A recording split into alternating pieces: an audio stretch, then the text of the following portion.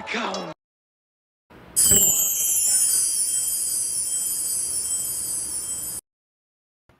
Welcome to the omniverse of Nick and the next Lord of the Rings story, What If Faramir Joined the Fellowship? Before we get into it, be sure to check out the Omniverse's homepage, where our channel mascot Omni will direct you to the Discord, both Google Docs, and everything else the Omniverse has to offer, along with smashing the like button, subscribing to the Omniverse of Nick, sharing the Omniverse around, and turning on all Omniversal notifications, along with commenting future requests and expectations in the comment section. With all that said, let's begin. So this is the next Lord of the Rings story. What if Faramir, instead of Boromir, was in the Fellowship?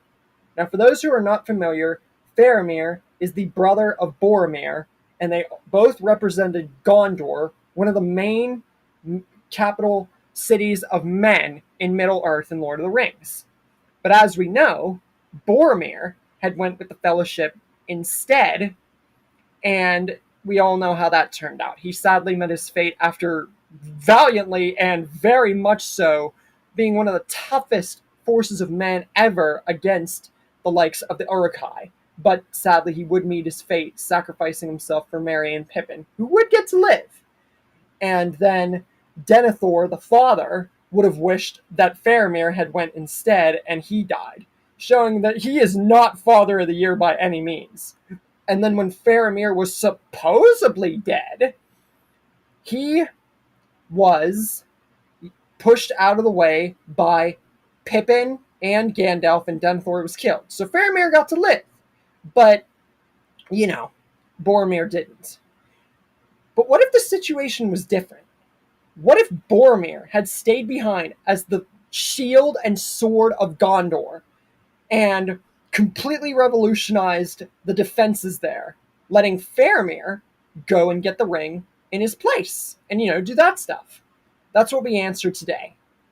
So, we open up with the conversation of Denethor, Boromir, and Faramir about Boromir going to get the ring and bring it back to Gondor. But Faramir really wants to prove to his father that he can do something. He wants to go and get this ring, not because he wants it to be something for Gondor, but because he wants his father to be proud of him. He wants to show that, just like Boromir, he can be the sword and shield that Gondor needs, especially alongside his family, and if one of them should pass, he will take up the mantle and prove that he is a worthy, warrior and loving son to Denethor and Boromir. And Boromir, honestly, he's really taken aback by this show of bravado and bravery coming from Faramir. He's never heard anything like it. But he agrees that this is a good plan, and that Boromir staying behind to defend Gondor, it's a good idea. So he talks to Denethor, but Denethor is unmoving. But Boromir says he's not going anywhere. Like it or not, his father has to live with the fact that this is his city as well. Faramir will go to get the ring, and Denethor has to acknowledge at least doing this one thing should make him proud of his son, and that by no fault of his will Faramir or Gondor fail. This is the best case scenario for their city and for their people.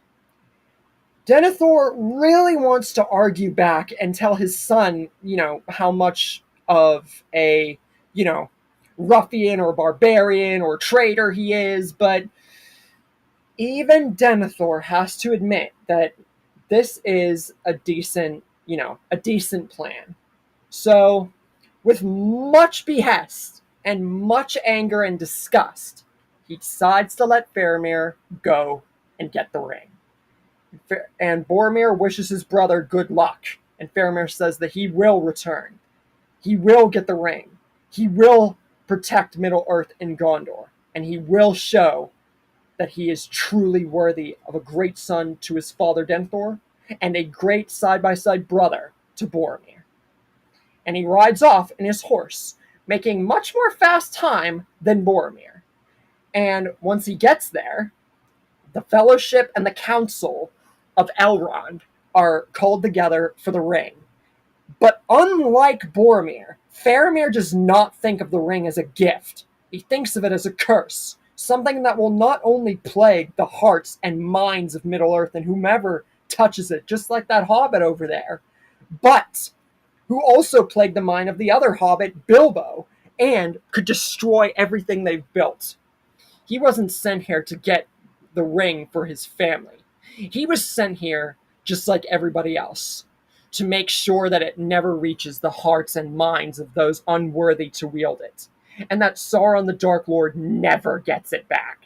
Because, like I said, Faramir's far different than Boromir. He had resistance to the ring, especially before and after Sam told him what happened to Boromir because of it. So, Faramir, right out of the get-go, just like Sam, has resistance towards the ring, and it makes sense for him to refuse even a notion of wanting it. Even if a small portion of him is, like, drawn to it, we never saw him want it, even if for a split second. So, it makes sense that he would deny any claim of wanting it to be a gift. Frodo still offers to take it. Barely an argument would break into unless it was a deal with the, you know, unless it was a deal with Legolas and Gimli.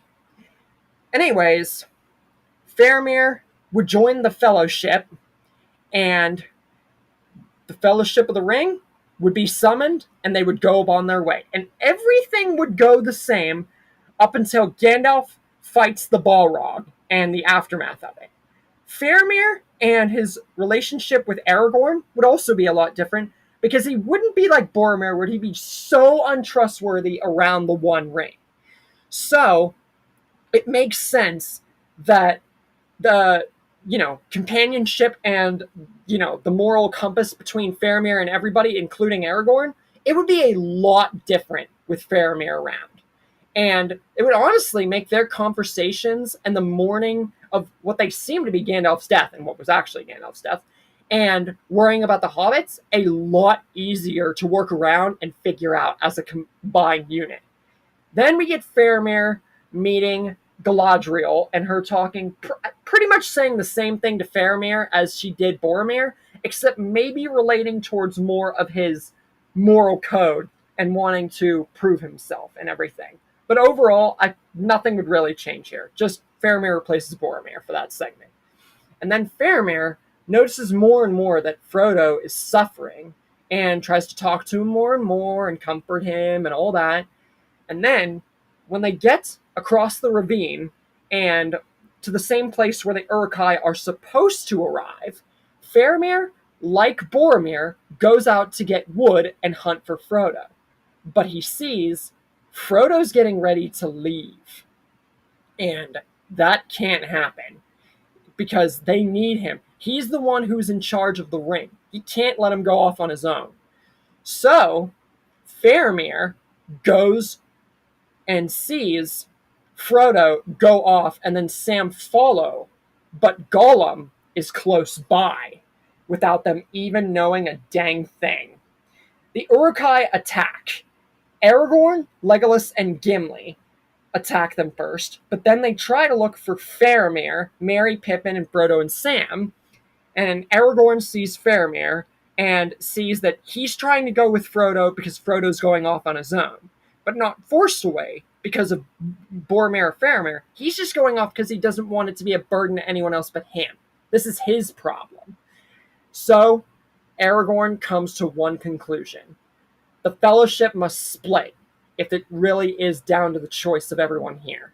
And if they can't go along with Frodo and Sam and Faramir, and they want to split to do this mission, the least that Aragorn and Gimli and Legolas can do is go after Merry and Pippin and the Uruk-hai, capturing them and doing all that.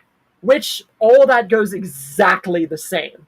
Along with Gandalf getting resurrected, and then actually, Denethor would actually live.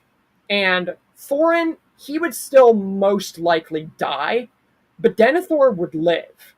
Because When Gandalf goes, he not only sees Boromir and the likes of Denethor, but he knows in his heart, along with word around Middle Earth, that Faramir has not passed, and there is absolutely no proof that he has. Denethor, though, he could care less.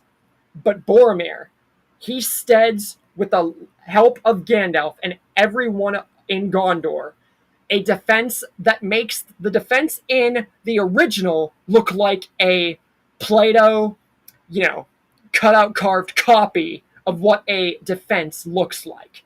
Boromir at the helm of Gondor is the better outcome because it means that Gondor is more defended than any variation could ever be.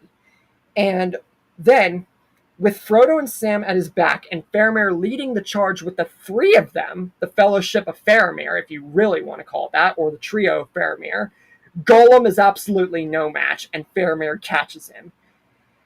Gollum, though, he tries to attack, but it's no use. Faramir just completely kills him, just right off the bat. He already was close to in canon, so doing it here is like out of the question. He would do that. And then, with Frodo and Sam at his back and no Gollum to lead them down a path that would get them, encountered with Shelob, yes, that's not happening here. They actually get to the Black Gate a lot sooner. But when Frodo tries to get the ring down into the fire, even if it's sooner, he still can't let it go. And he puts on the ring and prepares to walk out, saying that the ring is his. Faramir, seeing that Frodo is corrupted by the ring, cannot believe what he is looking at. And he knows now Sauron will get the ring at this point, and there is only one way that he can think of that will save Middle-earth while sacrificing one of their own. He gets an arrow. He tracks where Frodo's feet are, and he fires straight into Frodo's heart. And this would collapse him out of the invisible state, and he would stutter, and he would cry, and he would groan, and stare at Faramir and Sam. Sam enraged that this happened, but sad and knowing that this was the only thing that they could have done. Frodo says one last "I'm sorry" before falling into Mount Doom, and himself and the ring getting completely incinerated. With this, Sauron and every one of his forces are killed. And the Eagles, they would all still get saved. Everybody still gets saved. So it's just that it would be a little bit different and a good deal of a workaround, especially since it's Faramir and Sam this time and not, Frodo there too. But I feel that even if there weren't no Eagles, they would still get out of there. And as for Faramir, this would plague him with guilt until the end of his days. But everyone would reunite, and everyone would come to understand that this is what had to be done, and they would mourn the loss of Frodo. But they saved Middle-earth. It's what had to be done. Aragorn would become king, and everybody who went to the Dying Lands, or, that part that everybody went to at the end, they would all still go. Boromir and Denethor would be proud that Faramir saved Middle-earth. Even if Denethor wanted the ring for himself, even Boromir would have to tell Denethor all of Gondor should praise Faramir. Everybody should be proud of this. And even Denethor has to admit that Faramir proved himself in the end. But Faramir would feel a completely different way and would be debatable if he would even get with Freya in this timeline. He would be plagued with the guilt of the death of Frodo until the end of his days, but knowing that it saved Middle-earth would give him closure, and that Frodo would want the same thing if he were in the opposite shoes. And Faramir would never forget the little hobbit and the choice that he made to save his city, to save his family, and to save all of Middle-earth. Because of one choice, if one brother had went with the Fellowship, instead of the other. So, Faramir joining the Fellowship means a better Gondor, a better Fellowship, and a better outcome. But it doesn't come without a cost. Frodo Baggins would die because of Faramir's, like Sam's, except dialed down still because, still like Boromir in a way. He did want to use it at first. Point is, as much as the ring would start to corrupt him, Faramir's will would remain strong, showing that unlike his brother, if Faramir had joined the Fellowship, it would have almost been too easy. And honestly, we should all be happy that even if Faramir was meant to join the Fellowship, that Boromir joined instead. Because without that, we would have never got to see another side of Boromir's character. So, overall, in many ways more than one, Faramir is meant to join the Fellowship. But, with the hefty cost of Frodo Baggins' life and the eternal guilt of it all, some things and some people are better left out of different scenarios. But some are destined for them and for greatness, which is something Faramir should have gotten more of, and what we should have seen from his brother Boromir leading Gondor and helping Faramir to make Middle-earth the eternal peace haven that it was always meant to be. Moral of the story: you get two brothers in a situation, always look at two sides, but remember, it could end up being the same coin. But that's it for Faramir's tale. And closing in, slowly but surely, for the end of Lord of the Rings here in the Omniverse. If it expands, it does. But until then, stay tuned for more for the ongoing Omniverse of Nick. Now get out! What? Get out! Everybody get out!